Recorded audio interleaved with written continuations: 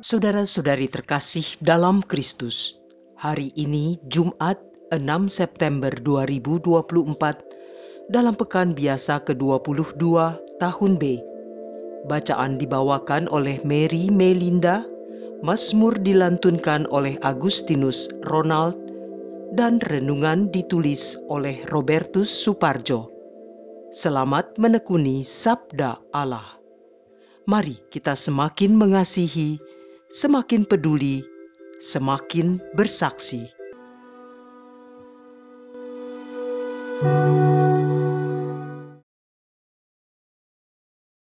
Dalam nama Bapa dan Putera dan Roh Kudus. Amin. Ya Allah, kami bersyukur atas semua anugerah-Mu, khususnya selama istirahat kami sepanjang malam tadi. Kini kami akan memulai hari yang baru.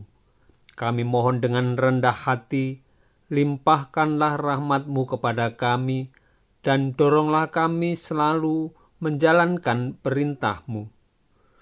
Semoga kami Kau jauhkan dari mara bahaya yang akan membahayakan iman kami kepadamu. Dampingilah kami sepanjang hari ini, agar seluruh hidup kami selaras dengan kehendak-Mu.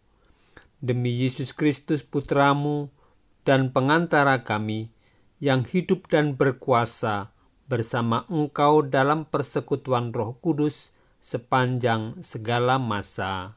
Amin. Bacaan dari surat pertama Rasul Paulus kepada jemaat di Korintus, bab 4 ayat 1-5. Saudara-saudara, hendaknya orang memandang kami sebagai hamba Kristus dan pengurus rahasia Allah.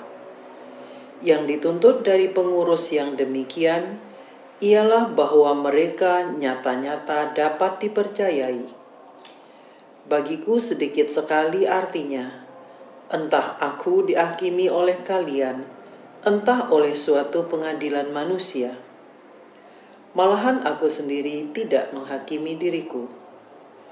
Memang aku tidak sadar akan sesuatu, tetapi bukan karena itulah aku dibenarkan. Yang menghakimi aku ialah Tuhan. Karena itu, janganlah menghakimi sebelum waktunya, yaitu sebelum Tuhan datang.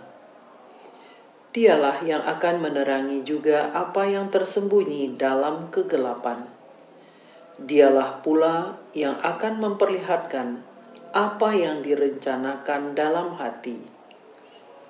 Pada saat itulah tiap-tiap orang akan menerima pujian dari Allah.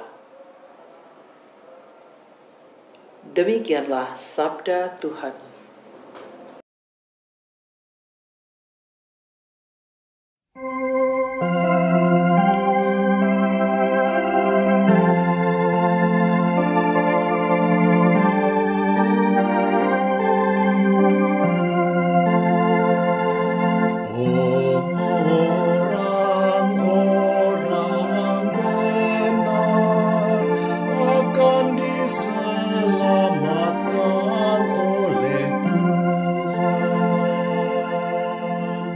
Percayalah kepada Tuhan dan lakukanlah yang baik. Diamlah di negeri dan berlakulah setia. Bergembiralah karena Tuhan, maka Ia akan memenuhi keinginan hatimu. Orang-orang benar akan diselamatkan oleh Tuhan. Serahkanlah hidupmu kepada Tuhan dan percayalah kepadanya, maka Ia akan bertindak. Ia akan memunculkan kebenaranmu seperti terang dan menampilkan hakmu seperti siang. Orang-orang benar akan diselamatkan oleh Tuhan. Jauhilah yang jahat dan lakukanlah yang baik, maka engkau akan memiliki tempat tinggal yang abadi. Sebab Tuhan mencintai kebenaran dan tidak meninggalkan orang-orang yang dikasihinya. Orang-orang yang berbuat jahat akan binasa, dan anak cucu orang-orang fasik akan dilenyapkan. Orang-orang benar akan diselamatkan oleh Tuhan. Orang-orang benar akan diselamatkan oleh Tuhan. Dialah tempat perlindungan mereka pada waktu kesesakan. Tuhan menolong dan meluputkan mereka dari tangan orang-orang fasik. Tuhan menyelamatkan mereka sebab mereka berlindung padanya. Orang-orang benar akan diselamatkan oleh Tuhan.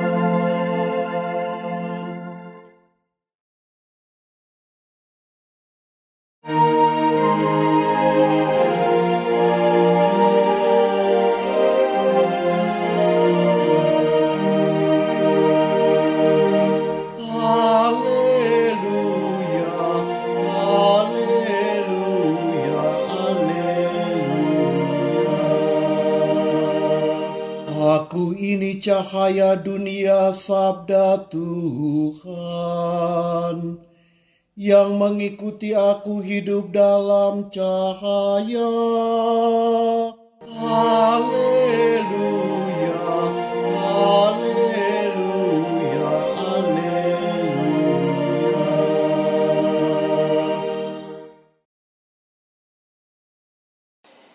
Inilah Injil suci menurut Lukas bab 5 ayat 33 sampai 39.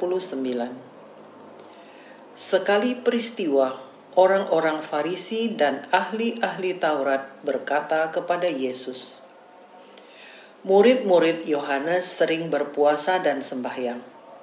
Demikian pula murid-murid orang Farisi. Tetapi murid-muridmu makan dan minum."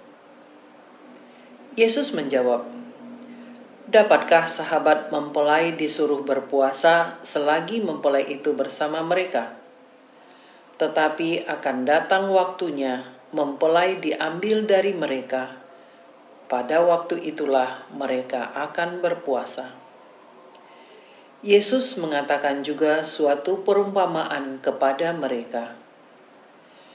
"Tiada seorang pun mengoyakkan secarik kain dari baju yang baru untuk ditambalkan pada baju yang tua. Sebab jika demikian, yang baru itu pun akan koyak. Apalagi kain penambal yang dikoyakkan dari baju baru tidak akan cocok pada baju yang tua. Demikian juga, tiada seorang pun mengisikan anggur baru ke dalam kantong kulit yang tua. Sebab jika demikian, anggur baru itu akan mengoyakkan kantong tua itu. Lalu anggur akan terbuang dan kantong itu pun hancur. Tetapi anggur baru harus disimpan dalam kantong yang baru pula. Dan tiada seorang pun yang telah minum anggur tua ingin minum anggur yang baru, sebab ia akan berkata, anggur yang tua lebih baik. Demikianlah sabda Tuhan.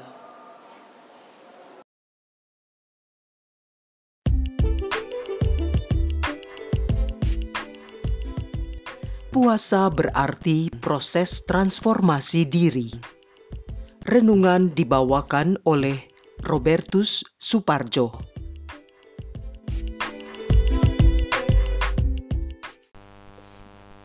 Puasa. Mengapa orang berpuasa? Apakah puasa hanya milik orang beragama? Lantas, apa makna puasa yang diajarkan oleh Yesus kepada para murid-Nya juga kepada kita? Bapak Ibu, kaum muda, remaja, dan anak-anak yang terkasih, teman seperjalanan dalam iman akan Kristus. Dari kitab suci Perjanjian Lama kita dapat melihat bahwa tradisi puasa sudah ada sejak zaman Perjanjian Lama. Ada 3 jenis berpuasa sebagaimana dilakukan pada masa itu. Pertama, puasa biasa.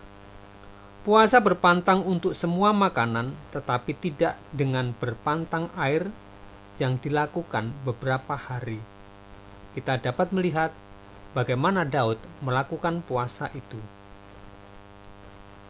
Kedua, puasa sepenuhnya atau puasa mutlak adalah puasa berpantang makan dan minum yang dilakukan sesuai dengan kondisi orang yang akan berpuasa. Contoh puasa ini seperti kita temukan dalam kisah Musa. Ia melakukan puasa 40 hari, 40 malam, tidak makan, tidak minum. Ketiga, puasa sebagian adalah puasa berpantang makan dan minum yang telah ditentukan dan dilakukan dalam kurun waktu tertentu. Seperti kisah Daniel yang berpuasa selama 3 minggu penuh dalam bentuk pembatasan makanan yang bukan berarti tidak makan sama sekali. Dalam kehidupan masyarakat kita, masing-masing agama mempunyai cara yang berbeda-beda tentang berpuasa. Meski demikian, semua memiliki makna yang serupa, yakni mampu memahami, menyadari, dan menghargai makna fundamental yang terkandung di dalamnya. Dalam masyarakat Jawa, puasa dikenal dengan istilah poso, noto polah lan rasa, mengolah tingkah laku dan perasaan. Puasa adalah masa menata pola, menata perilaku menjadi lebih baik. Maka diperlukan refleksi diri untuk melihat mana yang perlu diperbaiki. Menata rasa bukan hanya tentang perasaan, tetapi juga kata-kata yang baik, spiritualitas, mentalitas dalam hidup. Dengan demikian, melalui poso, orang benar-benar mengalami transformasi hidup menjadi lebih baik. Mengapa orang berpuasa? Bagi kita, berpuasa dan pantang adalah tanda pertobatan, tanda penyangkalan diri, dan tanda kita mempersatukan sedikit pengorbanan kita dengan pengorbanan Yesus Kristus di kayu salib sebagai silih dosa kita dan demi mendoakan keselamatan dunia. Hal ini berarti berpuasa itu bersifat personal. Berpuasa berarti tindakan untuk meningkatkan kesadaran bahwa manusia sangat tergantung pada Tuhan dan sangat membutuhkan kehadiran Tuhan. Berpuasa berarti menata langkah persiapan untuk berjumpa dengan Tuhan dan mengalami kehadiran Tuhan. Berpuasa sebagai usaha menemukan terang dan pencerahan dari Tuhan untuk memulai sesuatu karya, meminta berbagai karunia, serta pengampunan yang membawa pembaruan hidup serta sukacita. Berpuasa merupakan suatu gerak untuk menanggapi dan menemukan kekuatan Tuhan untuk keluar, menata cita rasa dan ketergugahan untuk berbelas kasih kepada orang-orang yang sangat membutuhkan dukungan dan pertolongan. Dalam bacaan di atas, Yesus tidak secara eksplisit berbicara tentang puasa. Menanggapi pertanyaan orang Yahudi itu, Yesus membuat perumpamaan. Tidak mungkin menyobek baju baru untuk menambal baju lama karena akan koyak. Dan anggur baru tidak mungkin ditaruh di kantong yang tua karena kantong itu pasti akan koyak. Anggur baru harus ditaruh di kantong yang baru pula. Yang ingin ditekankan adalah perubahan mentalitas. Sesungguhnya Yesus bukan berbicara tentang puasa, melainkan bagaimana membuka diri pada pengalaman serta realitas baru yang dibawa Yesus tanpa menghakimi dan menggeser realitas lama.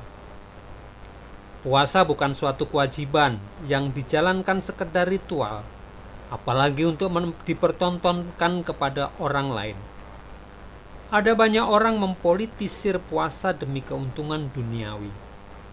Mereka tampak saleh dan alim, penuh dengan simbol agamis, namun sesungguhnya jiwa dan pikirannya penuh dengan obsesi kebencian, iri hati, sombong, dan serakah. Maka tidak jarang yang mereka lakukan adalah menuntut orang lain untuk menghormatinya. Puasa bukan sekedar mengikuti aturan secara harafiah dan kaku yang justru akan membebani orang lain. Maka Yesus mengajak untuk melihat, memahami dan menjalankan aturan agama dengan cara pandang yang baru. Maka ketika berbicara tentang puasa bukan semata-mata tindakan fisik, makan dan minum, melainkan doa dan tindakan kerendahan hati yang menegaskan bahwa kita sangat tergantung pada kuasa dan kekuatan Tuhan. Kita membutuhkan anugerah, pencerahan, pengampunan, dan sukacita. Tujuan luhur berpuasa adalah ketaatan serta kerinduan iman untuk berjumpa dengan Tuhan serta mengalami kehadiran Tuhan. Berpuasa yang kita lakukan hendaknya membawa kita pada suatu keputusan iman, yakni kita boleh membawa pengharapan sukacita dan kasih untuk membantu dan melayani orang yang sangat membutuhkan pertolongan kita. Tanggapan Yesus terhadap orang-orang Farisi adalah memberikan pedoman bagaimana kita, para pengikutnya, mengambil sikap yang benar dalam berpuasa khususnya dan beriman pada umumnya. Semoga Tuhan memberkati kita semua. Marilah berdoa. Allah yang Maha Kasih, tambahkanlah roh kebijaksanaan pada diri kami, sehingga kami tidak mudah untuk menghakimi sesama kami, karena merasa diri sebagai orang yang saleh dan taat menjalankan ajaran iman. Ampunilah kami karena sering keras kepala dan sombong, sering merasa nyaman dengan hidup kami, sehingga sulit terbuka untuk Engkau. Bentuklah kami seturut kehendak-Mu. Jadikanlah kami menjadi manusia yang berani berubah dan menerima perubahan demi kemuliaan-Mu. Demi Kristus Tuhan dan pengantara kami, kini dan sepanjang segala masa. Amin. Dalam nama Bapa dan Putera dan Roh Kudus. Amin.